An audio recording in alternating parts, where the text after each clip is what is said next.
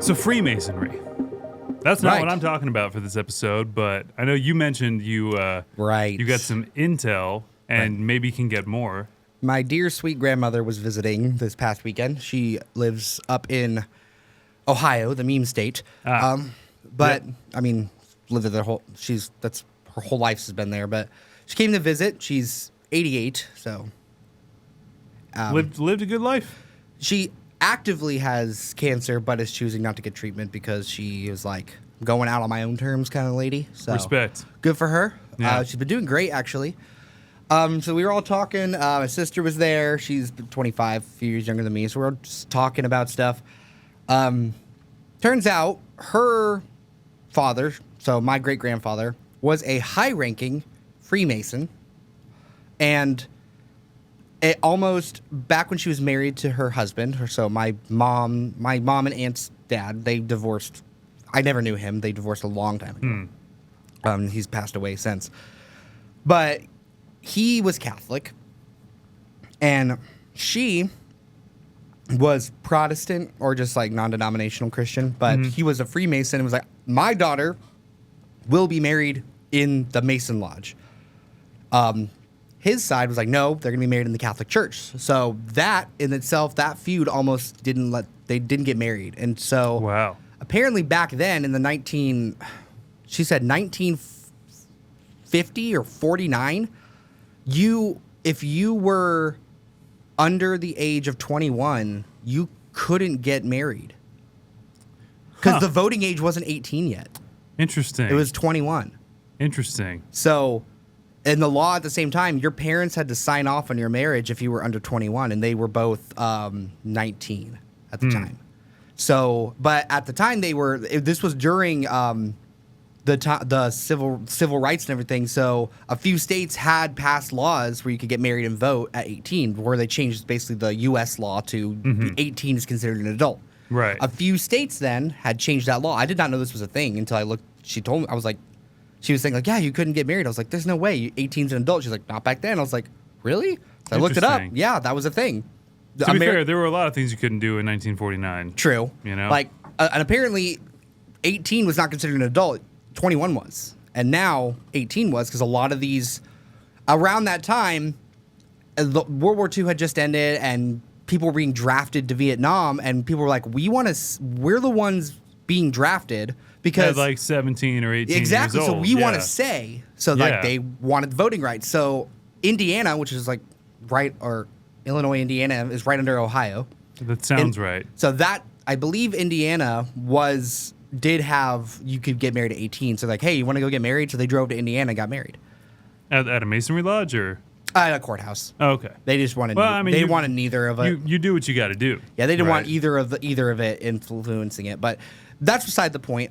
That's all I know about it is that my great-grandfather was a high-ranking Mason, and that if you know someone, you can get into it. So I'm doing a Mr. Beast vet challenge. Like, how long can I I'm going undercover, infiltrating the Masonry Lodge and seeing how long I can get away with it. Let's go. And the whole video is like less than 10 minutes with lots of jump cuts. Yeah, and like I got a whole camera crew with me, and they're like, I remember. Do you remember? So back in the day, me and Greg used to act in commercials, and we did. There was a time. Not saying we were, hot shots in Hollywood or anything, because we weren't. No. But we got some gigs. We got a few gigs. It's fun. Yeah, it was a good time. So they do a lot of filming for like toy commercials in Dallas. So back in the day, we did a commercial for, I believe it was Super Soaker, and they filmed it on the steps of the Masonic Lodge in Dallas. Yeah, it was either Super Soaker or it was a Hasbro thing. I know because the Hasbro casting director loved me and cast me in everything that she could, because she was like, this kid's gonna be famous, and I'm like, I don't think so. She's like, no, he will. I'm gonna cast him now so he remembers me. The reptilians. I'm sorry, it didn't happen. It's not in the cards. Nope. No, because that was the shoot that I booked and you booked, but we didn't know we had booked it, and I got on the bus because they. Oh, is that right? You were just there? I don't remember that. Because I remember because we had to basically you get to this area very early in the morning. They give you breakfast, and then they got on a bus to shuttle us to where they were going to film the first shot, Right. which is this big field. And I got on the bus. I turn around and I see this doofus, and I'm like, "Hey!" And you're like, "Hey!" I guess we did book it separately. Yeah, but then Yeah. from then on, we booked other like Hasbro and Beyblade Yeah. commercials. Oh, the Beyblade one a was blast. sick. That was so fun, dude. That was the so they like at carnivals they have the circle cage with the dirt the dirt bike goes around. Yeah. They had that set up, and there Yeah. were 3 guys just going around with pyrotechnics. It was that was friggin' the awesome. coolest thing. And it was for these 2 kids spinning tops, it was dude. so They sick, had, though. They had like a UFC octagon, So right? sick. Like chain link. And these kids are like walking in, they're all tough, and we're hyping them up or patting them on the back. And they go in, and There's it's just like Beyblades, and it was you know? death. It was Friggin' dead. Beyblade, dude. We were all cheering, and it's just this tiny little plastic ring. Yeah, because they had to show the real arena, right? They Well, couldn't. yeah. They couldn't pretend that it's anything bigger than that, you know.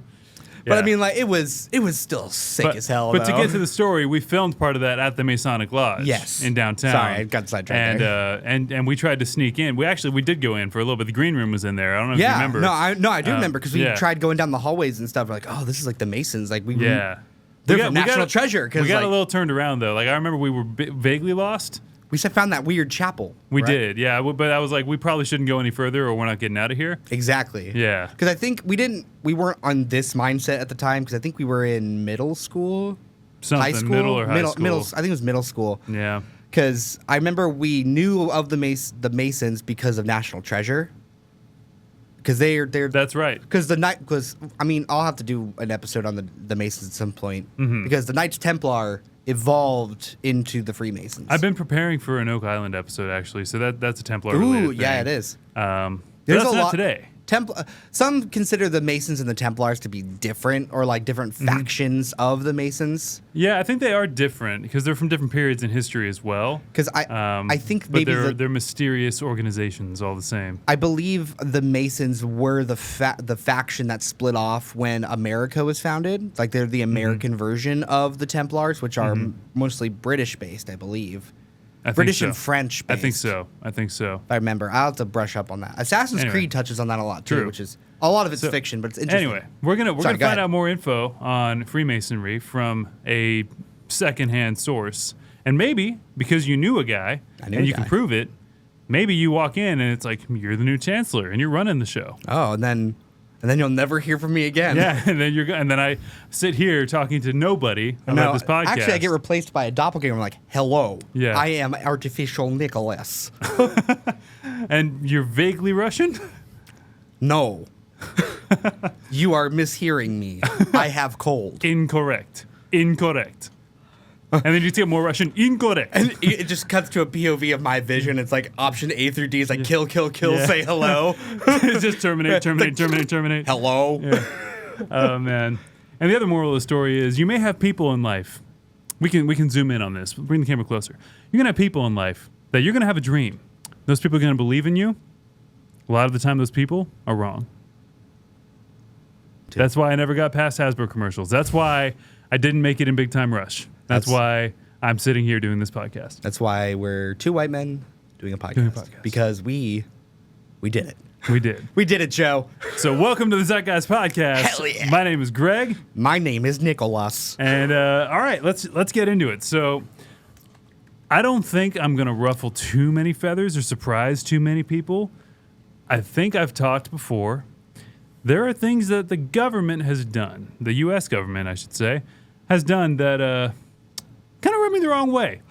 Would you agree? No. Yeah, there's things that, even more importantly, the U.S. government has done that you and I, and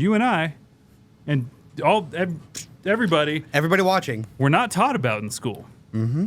So part of my, I don't want to say mission, right? It's not a mission, but part of My my manifesto. Part of there is a manifesto in the story. Oh, God. Okay. Part of what I do in this podcast when I get a chance to do an episode, which is every other episode, I like to go in and teach you guys something that really happened. Call it a mind sweeper because it really happened. Right. But it's something you were never told about that the government, usually government, not always government, usually government. The CIA had a heart attack gun. That one still blows my mind. And that is a fact. That really happened. The CIA had all kinds of crazy contraptions to try and assassinate Fidel Castro. And I did a whole episode on that, right? Very Looney Tunes. In that episode, I also mentioned another figure that was a big part of the Cuban Revolution alongside Fidel Castro named Che Guevara, right? Right. We all know his face. There's a picture of him, extremely famous. How many of you really know who the heck Che Guevara is? I don't know who it is. Most people don't. And I'm going to test everybody here. If you're watching, comment below. What country is Che Guevara from? Anybody know? Yes. Che Guevara. Yes. Cuba? No. Is it a Hispanic country? Yes. Chile. Nope. Chile. Brazil. Nope. Mexico. And that's technically Brazil is not a Hispanic country, but Latin country, I should say. yeah, I don't even. Brazil's a weird one. So I'm Brazilian. Portuguese right? country. I'm a Brazilian citizen, so I struggle with this because I'm like, does that make me Latin? Or like because they Is speak it not? Portuguese there, and I like guess they don't you're right. consider themselves Latin America. They consider it's South America, See, right? I would assume So Latin would be anything in that kind of dialect. Like one would Portuguese, think. Spanish. One would or- think. There's a lot of weird stuff when it comes to identity between like Brazil and its neighboring countries. Okay. Well, you know but more than me. So I don't particularly know. the country that Che Guevara is from. Did you get it right? I'm going to check these comments. Don't cheat. Argentina. Oh. People don't know that, right? And there's a reason for that. We aren't taught these things. But a lot of people will put Che Guevara on their shirt and have no idea where the heck he came from or how he got his start. Should I know right? this picture? Yeah, I'll show you. Hold on. Because I don't know who that is. We can put it on the screen. But for my sake, I have no idea. This picture. I was wondering the obey Yeah, shirts. exactly. Yeah. Okay, I was thinking that was putting what it on it the was. screen. If you've had a T-shirt of this man and not known where he came from, well, you're about to learn. So Oh, if hell somebody yes. ever challenges you, you're gonna find out. You hooked me. I'm ready. All right, and I didn't even get to the big stuff yet. Well, I've always wondered who that was. So, all right, here's the hook. Here's the real hook. Che Guevara got his start as part of a communist government that was being built in Guatemala. Okay. Che Guevara was part of a coup on the Guatemalan side that was actually run by the U.S. government on behalf of a well-known company. Here's the hook. Are you, and this isn't a coded message, right? I know it's June, but this isn't a coded message. Are you a consumer of fruits? Oh my god. I didn't. Oh my god. Ron. I'm asking Yes. like real fruits. I just like the joke. Thank you. I appreciate that. So Yes. if you go to the store and you buy a banana, I know it's June. Wait. But if you buy a banana, I think I know where this is going. Actually, like Okay. for real. Okay, go ahead. if you buy a banana, there's two brands, right? What are those two brands you probably see? One's Dole. One's Dole, right? Oh, what's that? Chiquita. Chiquita. Chiquita yeah. bananas. Yeah. Chiquita overthrew the Guatemalan government with help from the United States CIA. Oh yes, I have heard of this. And as a result, led Che Guevara to be a part of the Cuban Revolution. So, let's get into the story. Hey, there's a lot of backstory here, but in 1954, This story sounds quite there- appealing. It's appealing. Ah, Anyway, that's kill me. Go ahead. yeah. All right. So, in 1954, this is like the general subtitle, but Guatemala had democratically elected Jacobo Arbenz as their president. And he was working to build a people's republic or a communist government in Guatemala. Okay. So let's actually go back a little before that. I wanted you to know that so you knew who was in charge. Arbenz is an important guy. What was happening in Guatemala before that is that Guatemala had a revolution about 10 years prior. So it began in 1944. They toppled the military dictatorship of Jorge Ubico, and then they elected a democratic president and then another democratic president after that. I'm kind of skipping over a lot of things. But essentially, they were trying to institute land reform, okay, because there were a lot of people in Guatemala that were impoverished and didn't own any property. Right. However, most of them were working said property that they did not own. They were, by and large, as a country, most of the people that worked were working for the United Fruit Company, right? Oh. Which is now Chiquita. Oh, okay. Yeah. Sorry, do you want to... No, I remember how this relates to a certain company. So Maybe you know more than I do because the company is Chiquita, but United Fruit Company was rebranded to be Chiquita. Because I remember this something about the Banana Republic. Okay, I was gonna bring that up actually. Okay. Darn. All right, I had a really good thing for that too. So, for those of you guys who don't know, Banana Republic is a clothing brand, right? The term Banana Republic was coined by a novelist in early 1900s, I think like 1904 or something, 1901. And it described, in his case, he was in Honduras or maybe it was Guatemala, one of the two. And it described the country that basically they were dependent on fruit companies. Right. So it was kind of like a negative term to call them a banana republic, right? Because they were not free. They were not independent of themselves. They had to have a fruit company actually exporting their produce so that they could have any kind of living at all, right? Right. Somebody in the 1970s was like, that's cute. Let's use that. And they made a clothing brand for safari and outdoors kind of clothing, which was then about 10 years later purchased by Gap. Gap decided, let's just make a bunch of cheap clothes, but charge really high prices for it, which is actually the perfect essence of a Banana Republic. Really cheap material and labor, and really, really high profits. Exactly. Right? So it actually ties nicely. But yes, Guatemala was a Banana Republic. Okay. So yeah, I'm glad you actually brought that up. I was going to get to that at the end, but I learned about that you know recently, it is even better. so that's why I remembered. Yeah. So, okay. Anyway, so the Guatemalan Revolution, like I said, they overthrew their dictatorship so that they can hopefully get somebody who's going to support their needs. And, you know, they did so. And they had two presidents, right? Arevalo was the first one that they elected, and then Arbenz came after that in 1951. The U.S. federal government didn't like this. They were not a fan. They were already in the middle of the Cold War. And as such, anybody who was part of a communist party was in some form or fashion probably tied to the Soviets, right? Who were the main enemies of the Cold War. Right. So they were already suspicious. They were like, let's keep an eye on Guatemala here, right? Like I don't know. They basically they created a Guatemalan Party of Labor, which was communist in nature. They were afraid that they could at some point spread from Guatemala to other Latin American countries like Honduras, like Venezuela, right? Nicaragua, things that they're like, okay, this would be bad for us if they keep on moving up. And then, oh, now it's Mexico. Wait a minute, now we've got war at our doorstep. That's what they were afraid of. And so they were already kind of like keen to not really let that happen. But the big player was the United Fruit Company, Chiquita, bananas. They had a highly profitable business, and it was affected by, exploitative labor practices in Guatemala, of course. The way they made money was they paid these people almost nothing and then sold the fruit to Americans for high dollar. Is this because I think this also where the song comes, "Come, Mr. Tallyman, tally me banana," because they have to.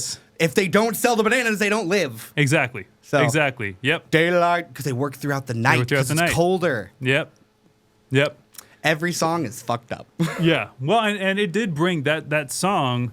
I don't know if it was intended to be like a parody. It's used as a parody, unfortunately, because, you know, the Dale, right? Like it's like a fun kind of thing. I think it was probably just trying to bring this to light, just like the novel that was written that coined the term Banana Republics was trying to bring it to light. It was like Cabbages and Kingdoms or something. I got to find the novel. If I find it while I'm doing this, then Cabbages and Quinoa. Yeah, and Quinoa. Actually, it was written by, if you guys are curious at all, a guy whose pen name was O. Henry. Pretty well-known author of the time, and he was in Guatemala before he wrote the novel. He wrote the novel from his experience there. He was in there because he was avoiding tax fraud in the U.S.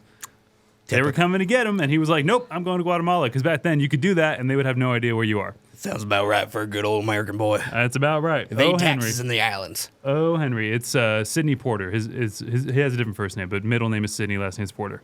Anyway. I've read a lot of stuff on this, so I'm going to be jumping around a bit. All right, go. Okay. So, all right.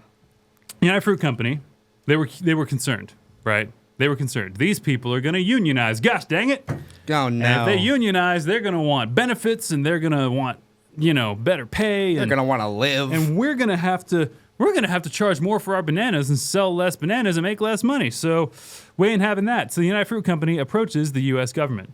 And they actually were very successful with this lobbying campaign because the U.S. government was already kind of like, I don't know if I like what's going on here. So President Harry Truman authorized Operation PB Fortune, which was a CIA operation to topple Arbenz and the Guatemalan government in 1952. Peanut butter fortune. Before that could happen, Dwight D. Eisenhower was elected in 1952, and he also promised to take a harder line against communism. Remember, Cold War, Soviets, enemies, right? So they're like, we got to stand up for this. This was also Red Scare time. So if you remember that you probably heard about in school, right? Yeah, the Red Scare. The Red Scare. Somebody suspects that you're a communist, right? Yeah. That's the Crucible was written as an allegory to that, right? It's a witch trial. So same thing was happening at this same time. So he actually has two staff members that he brings into his cabinet, John Foster Dulles and Alan Dulles. I'm assuming related, maybe brothers. Dulles? No, D-U-L-L-E-S. So yeah, close. Dulles maybe. And they actually were linked to the United Fruit Company. Interestingly enough. How? I don't know, but they probably were making some money out of it. It all comes back to money. You say D-U-L-C-E? D-U-L-L-E-S. Okay, never mind. Yeah.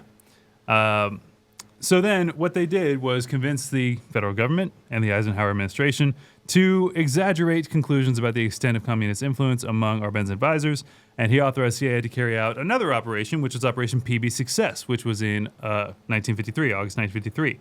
The CIA armed, funded, and trained a force of 480 men, led by Carlos Castillo Armas. After they, went in and they were trying to kind of shake things up a little bit, they sent this force in to just invade. Straight up. We're just invading Guatemala.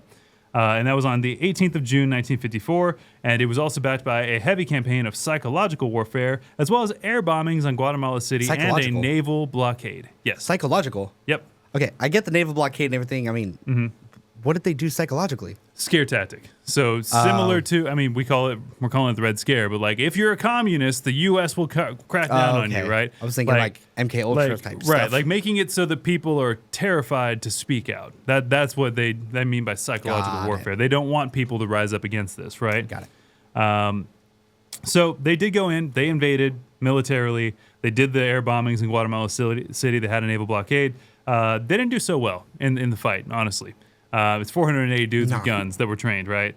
However, the psychological warfare was highly effective, and fear of a full-blown U.S. invasion intimidated the Guatemalan army, who refused to fight and surrendered. Arbenz, at that point, tried to arm civilians to resist the invasion. They wouldn't do it because they were super freaking scared. I mean, I don't blame them. I wouldn't do it, so I get it. And he resigned on the 27th of June. Carlos Castillo Armas, the guy that was in charge of this 480-man force led by the CIA, became the new president 10 days later. They negotiated in San Salvador, and he got all the power and stuff. That was the definitive death blow to democracy in Guatemala. It was widely considered or criticized internationally and strengthened the long-lasting anti-U.S. sentiment in Latin America. Actually, they tried after this with another operation to justify what they did. Right? Do you remember what episode was that? Where they did Operation Dirty Trick? The cat. Oh no, that was the Cuba one, right? That's the Cuba one, yeah. Right? So but that was about 10 years later, where they try to go back and fabricate evidence to show no, we were right to do this. Oh my God. No, that was Operation Northwoods. Oh yeah, yes, Operation right, Northwoods and Dirty Trick was related to the Challenger, or not Challenger. The Challenger. Not Challenger. One of the space flight missions. Anyway. I did that episode already. It's gone out of my brain. Go back and watch it. Operation Northwoods. It's got 5 views on YouTube, and I'm pissed off about it. So go back and watch it. It's a good one. It's a good one. It's similar to this one. Maybe people don't like these political ones. Whatever. I mean, they're real though. That's the thing. They're real. So anyway, they created a new operation, which is Operation PB History. Remember, we started with Operation PB Fortune, then PB Success, and then now PB History, right? Peanut butter history. They were looking to find evidence of Soviet influence in Guatemala, and basically they couldn't find anything. They tried, couldn't do it. Castillo Armas quickly assumed dictatorial powers. He banned opposing parties. He executed, imprisoned, and tortured political opponents, and reversed the social reforms of the revolution in the first few months of his government. Castillo Armas rounded up and executed between 3,000 and 5,000 supporters of Arbenz. Oh my God. And after that, there were nearly 4 decades of civil war. The leftist guerrillas fought a series of U.S.-backed authoritarian regimes, and those brutalities even included a genocide of the Maya people. Were those the natives to Guatemala? Yes. What the? We're really good at killing natives, aren't we? Sure are. Jesus Christ. Sure are. So let's talk about PB history really quick. So it began in '54. They had 4 CIA agents come to Guatemala with a specialist who had a structure of the Communist parties. They targeted Arbenz' personal belongings, police documents, headquarters, all that stuff. They figured they didn't have time to destroy any evidence, right? Like, they sent these dudes in, they resigned real quick. The army was like, screw this, I'm not fighting. So they're like, they didn't have time to like shred stuff. And so they went in and they looked and they looked and they looked. They were given the cover name Social Research Group. And to avoid confrontation, they opted to leave the documents in Guatemalan possession instead of bringing it back. So they actually created a Guatemalan intelligence agency that would try to dismantle the communist organizations from the inside. So the National Committee of Defense Against Communism was formed in Guatemala on July 20th of 1954. Oh my God, there's so much happening. And there's links to all this other stuff. I can go way deep on this. They formed the GIA? Yes, basically. GIA is CIA. Yeah, but it's NCDAC, but really in Spanish it's CDNCC. The personnel of the new agency. This is just so Chiquita wouldn't lose money? This is for the United Freaking Fruit Company, bro. This is just so they were like, oh, we don't want to lose this little bit of money. Let's start genocide? Exactly right. Over bananas? That's exactly right. What the fuck? I know. This is who we're wearing on shirts that say obey? Is it supposed to represent like... No, Banana Republic is owned by Gap. It's a separate company, but they did take the term Banana Republic and run with it. No, I meant like the picture of the dude. Oh, yes. Well, I'm getting to Che Guevara. Okay. Yeah, I'm getting there. So okay, you get no, to it's see not where... the same. I was thinking he was already the dictator dude. No. Che Guevara was not a dictator. Okay, in fact, he was never even a president of anything. But he was involved in all these governments that for Guatemala and for Cuba. Got it. So anyway, there was tension, of course, between government agencies about using the information they gathered. They wanted to use it to subvert communists. CIA did. USI wanted to use it for propaganda. CIA's leadership of the operation allowed it to retain control over any documents deemed necessary for clandestine operations. They even opened a CIA file on our guy, Che Guevara, or Ernesto Che Guevara. So anyway, in the subsequent decade, the documents gathered were used by the authors of several books, most frequently with covert CIA assistance, which described the Guatemalan Revolution and the 1954 coup in terms favorable to the CIA. Remember, it's PB history. They want to write it so that you know the CIA were the good guys. Don't doubt that the government has your back. We need more of this. We need more of that government. Oh my God. I think if we get just a little more government, we'll have world peace. So, bring me the government. Bring me more. Expand it. We don't have enough debt. Bring me more of that. I love my debt. So much freaking debt. It's not even enough, man. I can't. It's a drug. The debt is a drug too. That's a drug. You happy, guys? Happy reptilians? Yep. I'm stressed. I know. So anyway, in good news, I guess, if you can count it, silver lining if nothing else. Despite all the efforts of the CIA to write these books using those documents and try to make it look favorable, international and academic reaction to this policy was highly negative. Even the books partially funded by the CIA were critical of its role. They failed its chief objective of finding convincing evidence that the PGT had been instruments of the Soviet Union, or even that they had any connection to Moscow whatsoever. Oh my God. I know. The Soviets actually used the description of this coup to great success. They said the U.S. crushed the democratic revolution to protect the United Fruit Company's control over the Guatemalan economy, and that was much more accepted because it's the truth. The Soviets actually told the truth on this one. I wonder who's the bad guys. Yep. Anyway, there's a long legacy of this, but what's interesting is that in Guatemala City at the time was Argentine-born Che Guevara, who was 25 years old at the time. He tried to join. He tried to fight with the government against the coup. He was like, "We can do this, guys. You know, come on. We're revolutionaries." People weren't having it, so he actually fled and took shelter at the embassy of Argentina. And eventually, he granted safe passage to Mexico, where he would meet up with a fella named Fidel Castro in Mexico. Fidel Castro was like, "Look, man, there's some stuff going down in Cuba," and he's like, "I'm in." And so they go and join the Cuban Revolution. His experience in the Guatemalan coup was actually a big factor in convincing him of the necessity for armed struggle against imperialism and informed his successful military strategy during the Cuban Revolution. So actually, if we think about it, the United Fruit Company led to a bigger, badder Cuban revolution than there would have been, because Che Guevara was contentedly just living in Guatemala. He didn't really want to fight. They Right. had a democratically elected president. Things were going okay. And then the fruit company is like, bam, bam, bam, right? And he's like, well, all right, I'm going to Cuba. I'm joining Fidel Castro. And all that went down, right? A lot of people had to die for that. So he was in support of like communist like governments? Yeah. Okay. He was very much in support of communism. So again, let's talk about Che Guevara, because you might be wearing his shirt, right? Or his face on his shirt. He was a guerrilla military leader for the Cuban Revolution. Tried to be for the Guatemalan Revolution, or at least the fight against the coup. Damn bananas. But in the Cuban Revolution, he was a big player. So he's basically one of the people that made Fidel Castro a success. He's partly why Fidel Castro was able to take power in Cuba when he did. Right. And then we already did Operation Northwoods. So yeah, the U.S. didn't take kindly to that. And so that's where that ended up. And that's kind of where Cuba is at today, up until 2008, when Cuba was finally opened as a potential trade partner of the United States. Right. So it took that long. I thought it And was then- opened a lot more recent than that. Well, and it got closed again, I think. If I remember right, it was like, because I remember Obama wanted to open relations with Cuba. Right. And then it opened once he died. Once Fidel died. Once Fidel Castro died. Yeah, now it's open. I Yeah. believe. I don't know. I haven't checked in on I don't know. All I know is in Brazil, you can still get Cuban cigars. So back when it was still closed, I had a few Cuban cigars. Yeah, when I now was you down in can get Brazil. them easily. Yeah, and they're not as good. Well, they were probably good because they're a then. lot more manufactured now. Yeah, I know. They They're were not good like then. rolled by like Sammy in the back shed. Like, Right. hey, this is the good shit, man. Right. Let's now we've talked a little about Che Guevara, right? You guys at least have some context, right? And I'm not going to spoil it for you how he died and all that. You can look it up yourself. There's a whole story to this man's life. And if you're going to wear his shirt, you should probably know it, because anybody could come up to you and be like, hey, who's that? And you're like, oh, it's Che Guevara. Are you an idiot? No, I'm not. I'm a historian. Tell me about him. And then you look like a fool. You want to be a fool? I You're didn't think an idiot. so. I didn't think so. Don't wear people's faces on your shirt if you don't know who they are. Take it off. Take it off now.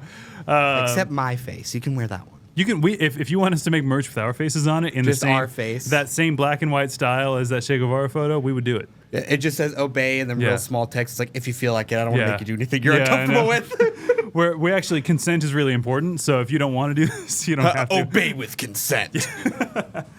Oh no, we put our face and then our tagline: death, doxed, and deceased. Yeah, exactly, exactly. No, what was it? Dead, doxed. What was it? No, Dead. it was yeah, it can't be both. It was deplatformed. Yeah, It was, dead, doxed, to deplatform. Yep, that's what it was. That's what it was. All right. That's what I strive right. for. You killed them first, and then you doxed them, and then you canceled them, and we used deplatform. I remember It's now. weird because a lot of people have been getting canceled after they die. That's the way it's going, man. We predicted that. Follow our podcast for more future predictions, because we're right a lot of the time. Yeah. I'm surprised how often we're right. But okay, back to the United Fruit Company, right? After this coup, and it was not well received, as we talked about, the Soviets used it to their benefit, and everybody in the world found out this United Fruit Company took out, like, basically, there was a mass genocide of Maya people. There's 4 decades of civil war following this. There was execution of between 3,000 and 5,000 followers of the democratically elected president, okay, by this new dictator that was instituted by the CIA because the United Fruit Company told them to do it, or lobbied them to do it. They were having some trouble. Let's not pretend that's not a PR issue, right? Holy moly! This is hurting my brain. So here's what happened. They rebranded to Chiquita. Okay, they also became an advocate, and let's not pretend that Chiquita is not a more Spanish sounding name, right? Like using that then Dole. Okay, Dole. they're using Chiquita to their advantage. Like, no, we support our banana republics. Oh, shut up! Shut up! And so what they did, actually, this is where I'm instituting one of my own theories here, just because I don't have proof of this. I didn't find anything on this, but my theory is this: when that happened, the big banana at the time the big banana. The banana that was being sold and grown at the time was not the same banana that we have today. The bananas we have today are very different from the bananas in the 1940s, 50s, 60s, right? They were most often a Big Mike banana, is what they were called. That's why I said Big Banana. They were called Big Mike. Like, are we close to the plantains, right? They were. So the closest you can get to it now is Runts Candy. The banana flavor of Runts Candy is the flavor of the old banana when Runts was invented. I'm sorry, what? I'm serious. Like, the reason the banana doesn't This taste is like the a most banana. shocking thing I've heard in the whole story. Like, because famously, those are the most popular runs. Oh, 100%. They have those candy machines with just bananas. I would do them. all bananas. Yeah. That flavor that they synthesized was developed to taste like the original Big Mike banana that was being sold in mid-19th or 20th century, right? All right, just imagine like the equations floating all around me. Right. Like, what the So oh if my you God. want to taste a Big Mike banana, or at least something kind of close to it, now you have to get it from Runts. Because the Big Mike banana no longer exists, at least not in any kind of commercially viable sense. Maybe somebody's growing it in their backyard, but you cannot find it. You cannot grow it. What happened was a virus called Panama virus came and wiped out all of the commercial banana plantations, right? Not all of them, but a lot of them. And they couldn't actually grow bananas and sell them anymore because every time they would sprout up, they would get sick because they spread from banana to banana, right? Sprout. Yeah. Stay with me. No, stay with me. Rosebud. Right? Like it's like the little banana is just dying in your arms. They're just falling out of the tree. It's like, I'm dying. Yeah. No. As I lay dying, I look to the moon. The monkeys are like, no. Yeah. No. So these bananas, their souls were caught and reincarnated to other bananas. We are bananas. So my theory is that as kind of a hit back for all the bad PR that they caused themselves, it's possible that the United Fruit Company decided, if we can't have these bananas, no one can have these come bananas. on. And released a this is the theory part. Everything I've said up to this point is 100% true. Like up to this sentence is 100% true. You can look it up. This one I'm just theorizing. If they thought that they could get away with all this stuff and having their own democratically elected officials and getting paid well and having labor unions, well, they thought wrong. Let's blow it all up. All the bananas got wiped out. And then they introduced another banana, the Cavendish. That is the modern banana. Yep. It is resistant to this particular virus. Genetically modified bananas. And it actually, the interesting thing about Cavendish bananas, I know too much about bananas, I'm realizing as I say this. No, honestly, it's this. Knowing this sucks because knowing this is all just so they don't lose a bit of fruit profits. Yeah. Like what? Like I know. The thing is, it's not shocking. It just makes me mad. It's upsetting, because right? it's not out of the ordinary for someone else. This has happened hundreds of other times. Right, and that's why I came in kind of hot with this episode, and I could tell. Like my tone, I was you already got a little me angry. heated about it. I was a little angry before I even started. Now I hope you feel what I'm feeling. But anyway, the Cavendish banana, they are actually all genetically identical. Every Cavendish banana is a clone. And so they are basically setting themselves up because now, this is how things are going now in Honduras and Guatemala. If you're curious, Chiquita is still running things. They're still technically banana republics, okay? That hasn't changed. But now they're saying, well, we're making sure that we pay them fairly. We're making sure they're getting what they need. We're just selling a cheaper banana instead to keep our profits, right? But we're making sure they're getting taken care of. But they're still trying to prevent them from getting a little too rowdy. They're trying to prevent them from getting too many benefits, getting paid too well, I'm right? so mad. So my theory is that the Cavendish banana is genetically identical and introduced so that, if need be, they could blow it all up again. Yep. And push that button. Yep. They are this close to being as bad as Nestle. This close. Nothing beats Nestle. I'd call this worse than Nestle, dude. I mean, Nestle has done some messed up stuff. Nestle also had genocides. They did also have genocides. That's true. They had multiple genocides. No, that's true. Nestle's all. You're right. Nestle's terrible. I'd put them both on the same tier. Fuck you, Nestle. Yeah. Anyway, so if you didn't learn this in school, I'm pretty sure you didn't learn this. Have in we school. talked about Nestle before? Yeah, we did an episode on Nestle. How they own all the water in Nicaragua. Yeah, we didn't go over the baby formula. No, we did. Okay, good. We did. Yeah. I couldn't remember if we did. I don't remember which episode it was. That's when I had a new baby, and I was like, dude, yeah, buddy. Oh, so did I. Oh, buddy. So did I. Yeah. No, I was pretty upset. Baby formula was crazy expensive back then. I looked recently. It's come down.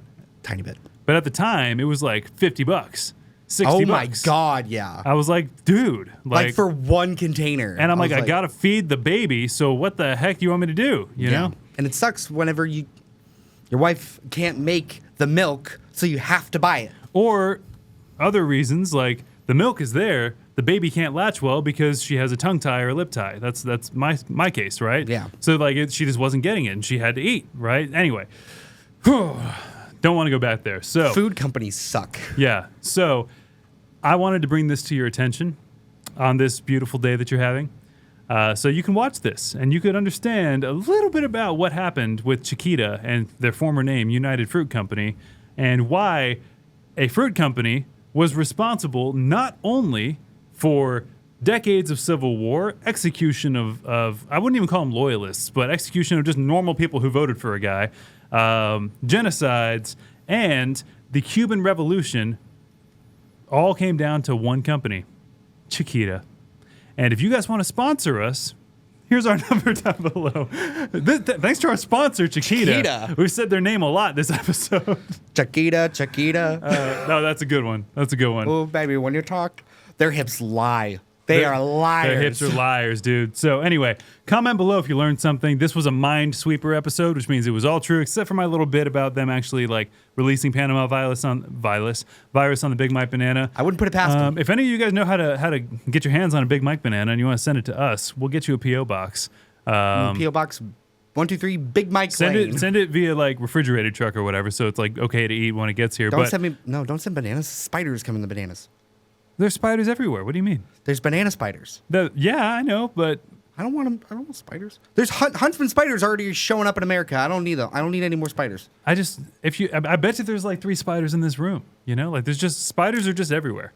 Not banana or huntsman spiders. Okay, that's the fine. size of my hand. I don't need that. Okay, at least they you can stay see in it. Australia. You guys can handle it. The banana spider is actually a Brazilian wandering spider, so that's in Brazil. It's in the Amazon. Okay, I guess I just meant the huntsman spiders because they're in. No, but they do come on bananas sometimes. The wandering spider, scary thing.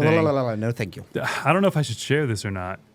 What the Brazilian wandering spider does, what its venom does. Yep, go ahead. I need be aware. Okay. If you are a male, you got man God. parts. No.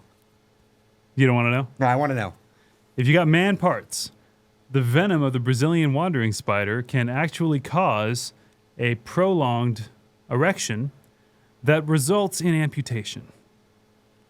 Finally. Because you know, like the Viagra commercials, like if you have an erection lasting longer than 4 hours, like go to a doctor. That's what this Brazilian wandering spider does. So horribly so, it will like the tissues will begin to like degrade, I guess, if the erection goes on for past a certain point, because the blood. I can't even talk about this. Is it just like it coagulate? Yes, the blood coagulates. It cuts it off and just... Yeah, and you've cut off supply, and it'll get necrotic, and you'll go septic, and you'll die if they don't remove it. A bite from a Brazilian wandering spider will do that. And a Brazilian wandering spider is like a dinner plate sized tarantula, about this big. What the fuck? Nature's scary. Damn, nature, you're scary. I hate bananas. I hate bananas now. Yeah. I need to go find me some of those runts, though. Let's go get some runts. You got me thinking of those runts. Let's get some runts. They still have them at the mall. Can we DoorDash just a bag of banana runts for the next episode here? I think they do sell them by the banana still, I think. Anyway. By the bushel. Yeah. By the bunch. We'll talk offline. Thank you for watching. Comment below, like, and subscribe. If you learned something, share with your friends. Maybe they'll learn something, too, that they didn't learn in school. That's what we're here to do, is just expand your mind a little bit. And if your day's ruined, good. Yeah. Mine, too. If your day's ruined, that was the goal all along. So now you're more informed, and you have something new to talk about in therapy. You betcha. So will I. See you guys next week. Bye.